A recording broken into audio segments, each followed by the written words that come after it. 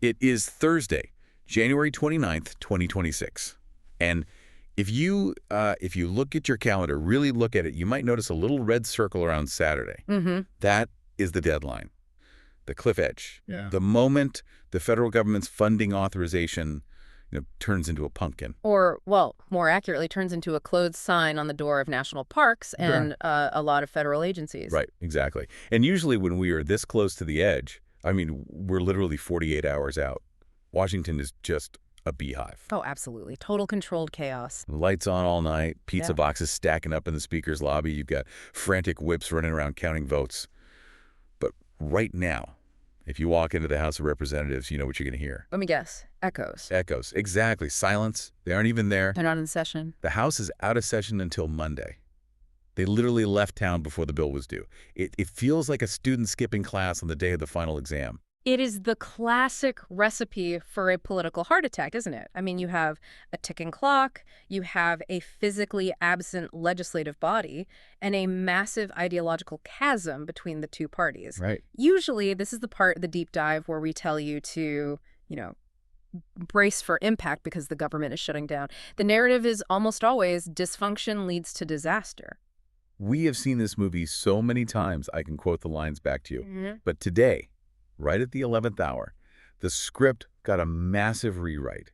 We are looking at a breaking development from the Senate that might just keep the lights on. Well, mostly on. Mostly is the operative word there. And that nuance, that little asterisk, is where the entire story lives today.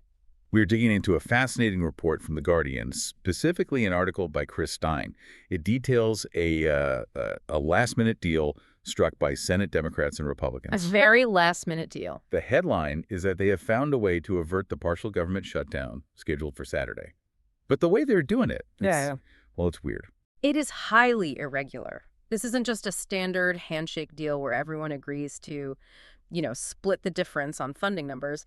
This involves some very specific and, frankly, very unusual parliamentary gymnastics. Gymnastics is a good word for it. They are doing something called splitting the question, or, in effect, splitting the bill. Splitting the bill. It sounds like what you do at a restaurant when nobody wants to pay for the giant appetizer that one guy ordered. That is actually a surprisingly accurate analogy, really. Imagine a table of 12 people. 11 of them ordered reasonable entrees.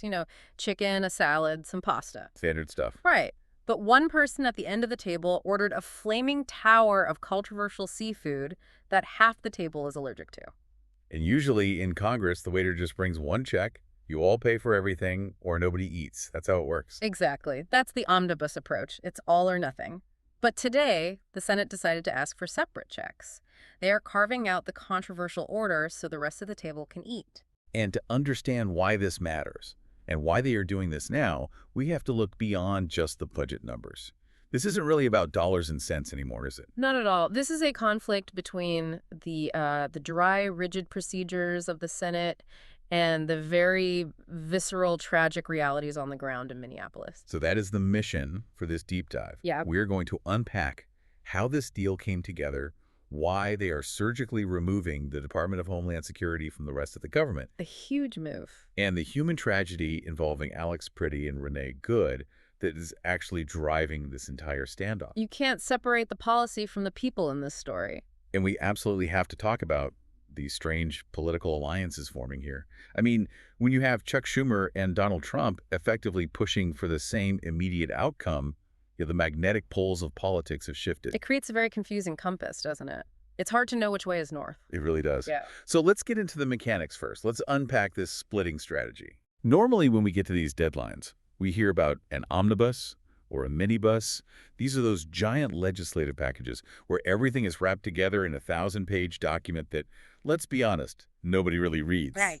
And the logic behind those massive packages is usually leverage. It's the spoonful of sugar theory, or maybe, the spoonful of medicine theory, depending on your perspective. So you attach the things people hate to the things people love. Exactly. You put the funding for an unpopular regulatory agency in the same bill as the funding for the military or veterans' health care. Which forces a yes vote.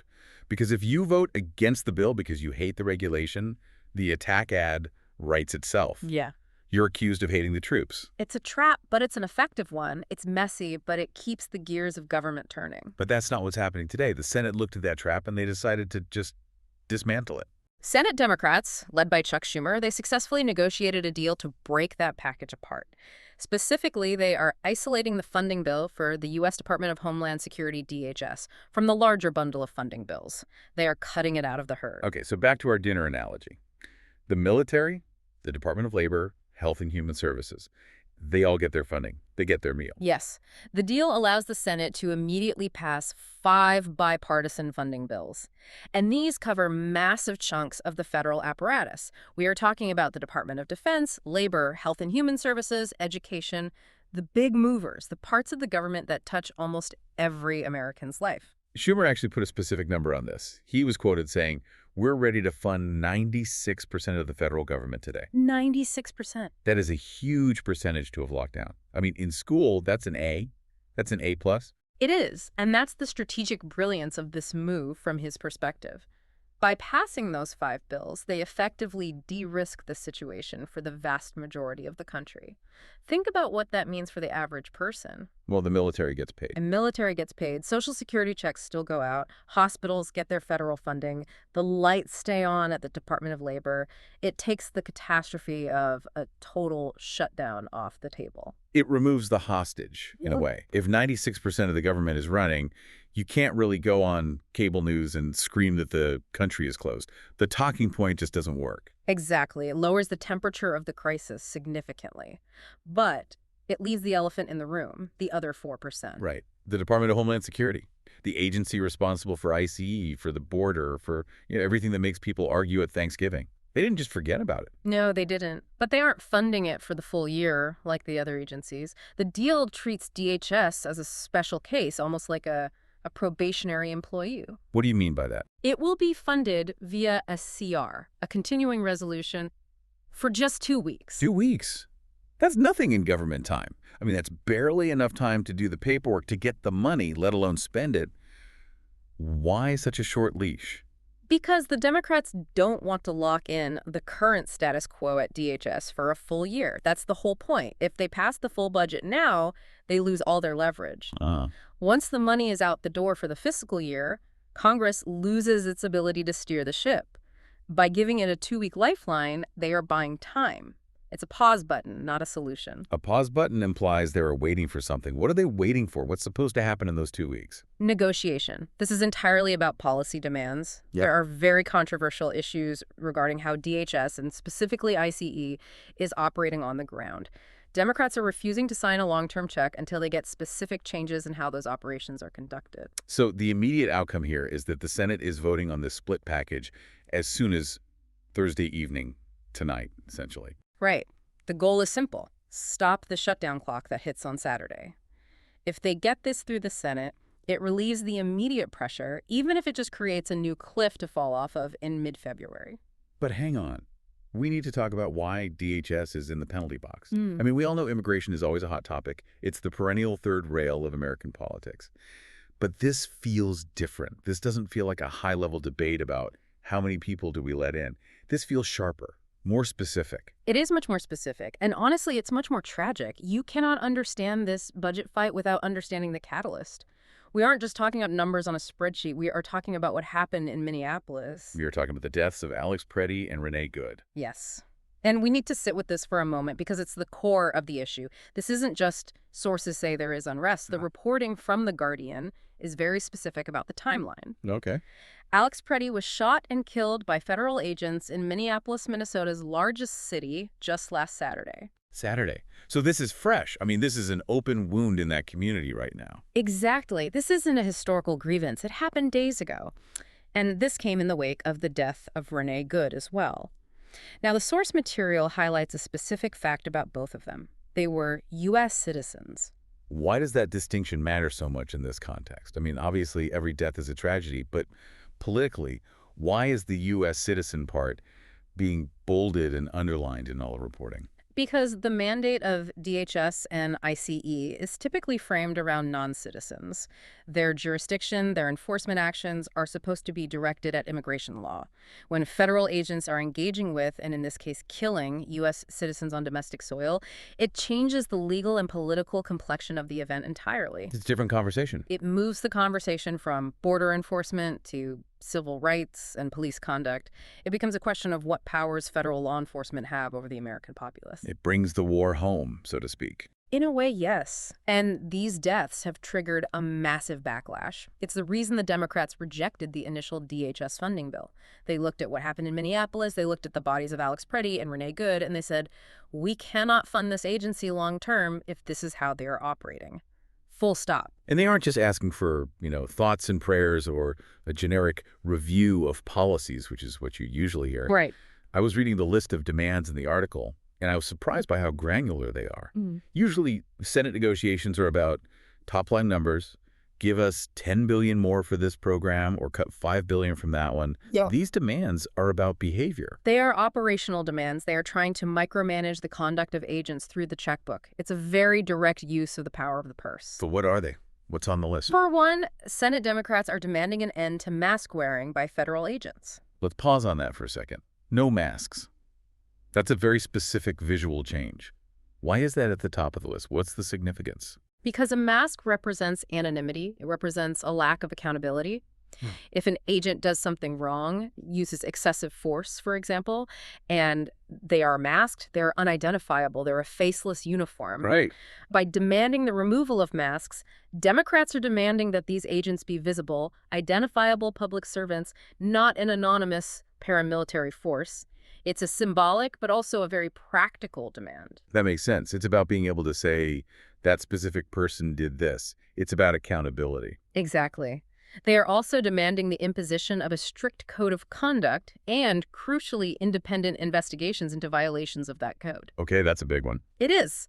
They want accountability mechanisms baked into the funding. They want to know that if something like the death of Alex Preddy happens again, it won't just be investigated internally by the agency itself. They want outside oversight. Chuck Schumer was pretty blunt about this in his public statements. He didn't mince words. He said, quote, "Republicans in Congress cannot allow this violent status quo to continue." Strong language. Very. And he calls for real legislation, strong legislation, to rein IC in.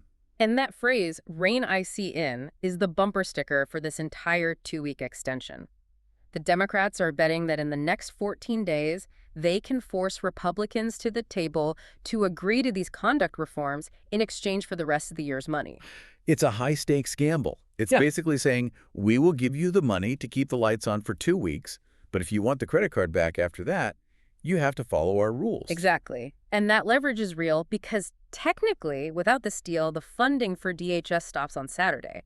But here's the problem. Leverage only works if the other side cares about the consequence. Which brings us to the political chessboard.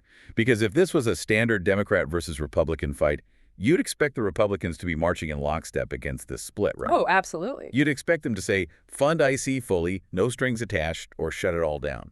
That would be the hardline position. You might think so. But politics is rarely that linear, especially in the Senate. Look at the Senate vote breakdown for the initial failed vote on Thursday morning. Yeah, let's talk about that. Before they got to this split deal, there was a vote to try and head off the shutdown with the original package, the one that included DHS. And it failed spectacularly. All 47 Democratic senators voted against it. That's the unified front we expected. But they were joined by 7 Republicans. 7 Republicans crossing the aisle. That's a significant defection. That's more than just a protest vote. It is. But then there's the curious case of John Thune. He's the Republican Senate Majority Leader, the guy in charge. He voted no as well. Wait, the Republican leader voted against the Republican-backed bill? That sounds completely counterproductive. It sounds like sabotage, doesn't it? But it's actually 4D chess. The reporting in The Guardian says it was a procedural move. Okay, you have to explain this to me like I'm 5 years old, because my brain just broke. Why does voting no help you get to yes? It's a classic Senate maneuver that makes normal people hate politics, but it's very clever. In the U.S. Senate, if a bill fails to reach the 60-vote threshold to break a filibuster, it's dead. It goes into the legislative trash can. Okay, gone forever. Right. However, the Senate rules have a quirky loophole. If you are on the winning side of the vote, in this case, the side voting no, you have the right to make a motion to reconsider the vote at a later time. So Thune saw he was going to lose. He counted the noses, he saw the Democrats were a solid wall, he knew it wasn't going to pass, so he switched his vote to no at the last second. By joining the winning side, he preserves the right to bring the measure back up in the future. He keeps it alive. He's putting the bill in a coma rather than letting it die completely. That is the kind of insider baseball that makes people's eyes glaze over. But it's crucial to understanding that he wasn't actually opposing the funding. He was just parking the car so he could drive it later. Right. He wants the funding passed. He initially wanted all 6 bills, including DHS, passed together through September. But when he realized Schumer had the votes to block the DHS portion, he had to pivot. He couldn't just run into that wall. And then we have the House, Speaker Mike Johnson. Now, talk about a tough spot. He's the Speaker of the House, but as we said, he's not even in the House. He's somewhere else. He's out of session. The whole body is gone. And initially, Johnson was quoted saying he was vehemently opposed to breaking up the funding package. Vehemently opposed is pretty strong language. That's not, I'd prefer not to. That's table-banging refusal. It is. He wanted the all-or-nothing approach. He wanted to force the Democrats to swallow the DHS funding to get the rest of the government. That was his strategy. But look at how quickly he pivoted. What happened? Once the Senate deal started to take shape, he told the Associated Press, quote, "If it is broken up, we will have to move it as quickly as possible. We can't have the government shut down." That is the sound of reality crashing into ideology. I mean, that's a 180-degree turn in a matter of hours. It is. He can be philosophically opposed to splitting the bill, but at the end of the day, he can't be the guy responsible for a shutdown when there's a viable bipartisan solution sitting on the table from the Senate. He can't take the blame for it. Exactly. He's acknowledging the corner he's been painted into. He even admitted, we may inevitably be in a short shutdown situation simply because of the calendar. But notice the shift. He went from, I won't do it, to, I have to do it and we have to do it fast. But here's where it gets really interesting. The surprise cameo. The plot twist I did not see coming. I know where you're going. Donald Trump. Yes, the wild card. You would think, generally speaking, that Trump, the man who built a political movement on Build the Wall, would be rallying against a deal brokered by Chuck Schumer that involves reining in icy. You would expect him to be on Truth Social shouting, shut it down, don't cave. That would be the standard playbook, 100%. Yeah.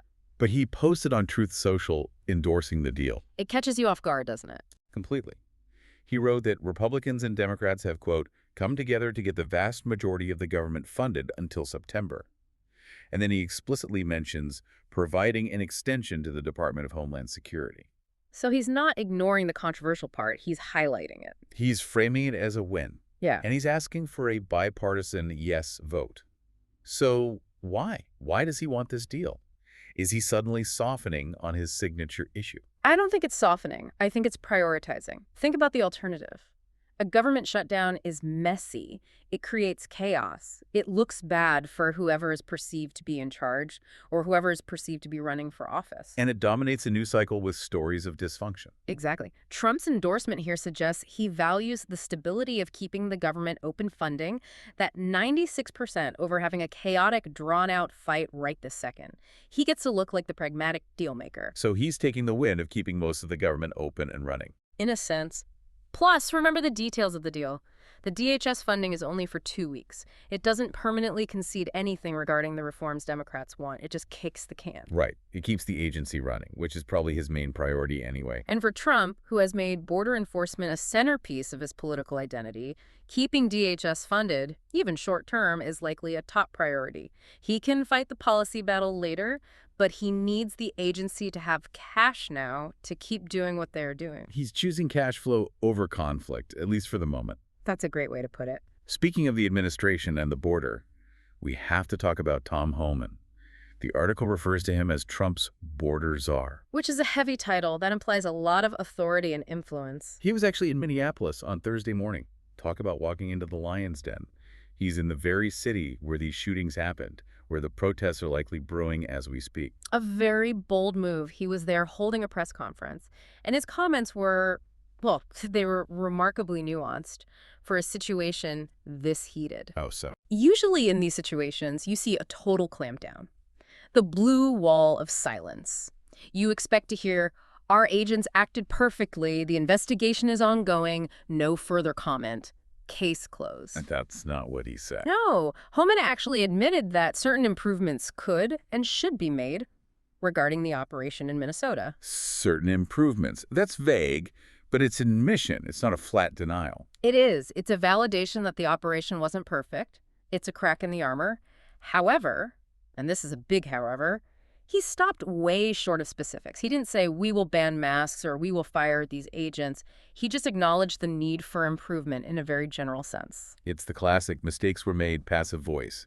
It avoids assigning blame. Right. And then, watch the pivot. He immediately shifted to the defense. He said, quote, "For the people out there who don't like what ICE is doing, if you want certain laws reformed, then take it up with Congress." Ah, the old, it's not my fault, it's yours argument. He's putting the ball right back in the legislator's court. Don't look at us, we just work here. Exactly. His argument is, we are the enforcers. We don't write the laws. He pointed out that these laws have been on the books for the last 6 presidents. He's trying to depoliticize the agency's actions by saying they're just following the long-standing statute. Which is a fair point in a vacuum, I guess. If the speed limit is 55 and the cop gives you a ticket for doing 60, he's just enforcing the law. Sure. But this feels like he's ignoring the specific how of the enforcement. The Democrats aren't angry that ICE exists, legally speaking. They are angry about the masks, the conduct, the shooting of citizens. Those aren't statutes. Those are operational choices. Precisely. And that is where the friction lies. Right. That is the entire conflict in a nutshell. Congress writes the laws, but the executive branch agencies like ICE decides how to execute them. Do you execute them with a smile and a handshake, or do you execute them with tactical gear and face masks? Right. Democrats are trying to use the power of the purse, the budget, to dictate that execution. It's a tug of war over who gets to hold the steering wheel of the agency. And right now, Homan is saying, you built the car, don't complain about how I drive it. So we have the deal. The Senate is likely voting tonight. But there is this weird logistical hiccup we mentioned at the start, the gap weekend. Yes. This is where the mundane reality of calendars clashes with high-stakes governance. It's almost comical. The funding expires Friday night at midnight. The House is gone until Monday. Which means, technically, even if the Senate passes this deal tonight with 100% of the vote, the House cannot physically pass it before the deadline. There is no magical way to beam the votes in from their districts. So the government shuts down anyway. For a couple of days. Technically, yes. For a little bit. Mike Johnson admitted as much. He said, we may be in a short shutdown situation. But, and this is important, it's mostly a paperwork shutdown. Explain that. How can a shutdown be paperwork only? That sounds like a contradiction. Think of it like forgetting to pay your electric bill on a Friday. The deadline passes at 5 p.m. Technically, you are delinquent, but the power company isn't sending a truck out at midnight on Friday to cut the line. Right. They know the check is in the mail. They know the check is in the mail. If the deal is agreed upon, the House can vote on Monday and retroactively fix the funding gap. They just appropriate the money for Saturday and Sunday after the fact. So they basically backdate the check. Exactly. It's annoying, it's inefficient, and it gives federal managers a massive headache. But it's not necessarily catastrophic for that 48-hour window.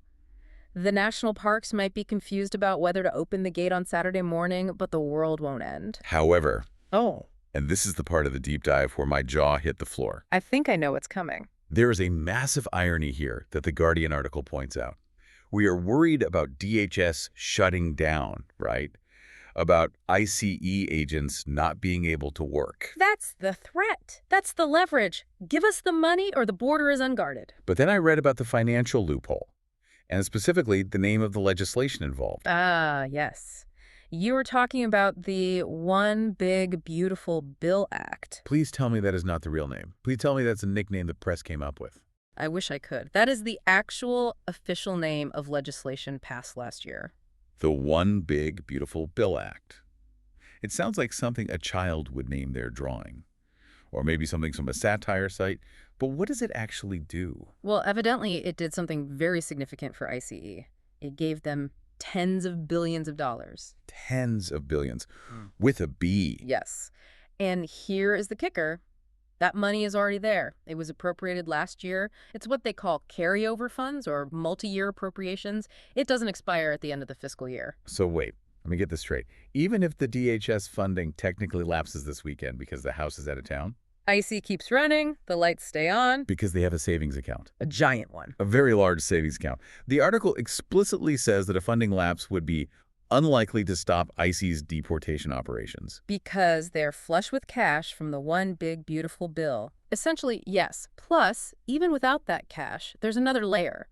The White House has the authority under the Anti-Deficiency Act to order employees to work through a shutdown if their work is deemed essential. And law enforcement and national security are almost always deemed essential.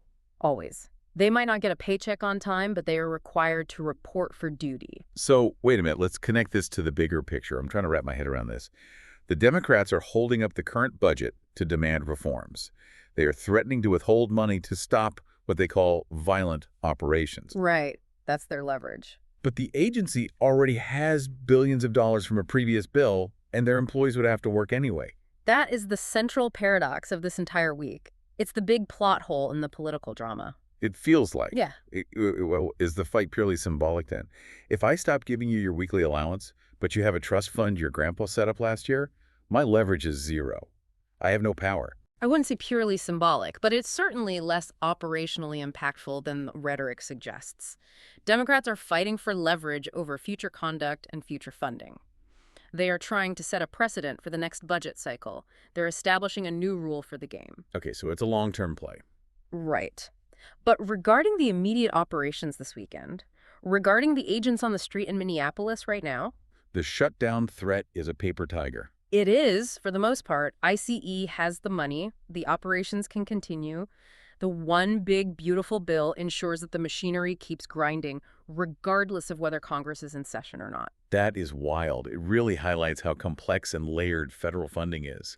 It's never just one bank account that runs out on a specific day. It's a web of authorizations, appropriations, carryover funds, and emergency decrees. And in this case, that web favors the status quo. It favors the inertia of the agency. Yeah. It is very, very hard to stop a moving train by withholding this week's shipment of coal if the train is already rolling downhill with a full tender. So, looking at the scoreboard here, the Senate vote failed initially, but the split deal is on the table and looks like it's going to pass. Seems very likely. Schumer says they are ready to fund 96% of the government. Thune is maneuvering his parliamentary zombies to get it done. Trump is giving a thumbs up from the sidelines. And the House will have to come back from their long weekend and clean up the paperwork mess on Monday. It seems like the path of least resistance has been found. They've dodged the bullet. It has. They have chosen to avoid the big, noisy, economically damaging shutdown. They are keeping the lights on. They are paying the troops. But let's be very clear. They haven't solved the problem. They've just bought 2 weeks. Correct. They bought 14 days of time. They put a Band-Aid on a bullet hole. In mid-February, when this continuing resolution expires, this exact same fight is going to happen again. It's Groundhog Day.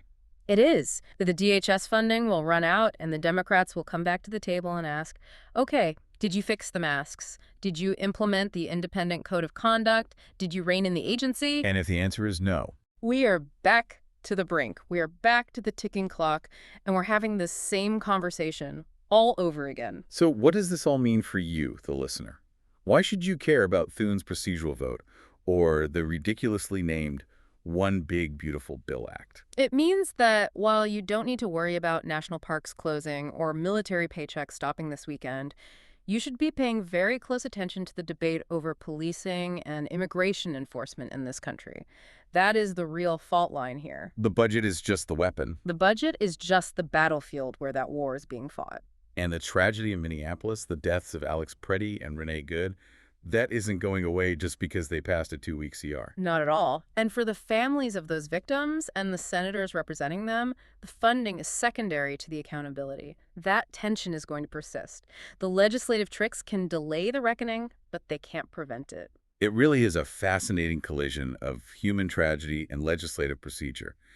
We have a deal that satisfies the accountants, but leaves the moral questions completely unanswered. That's a very accurate summary.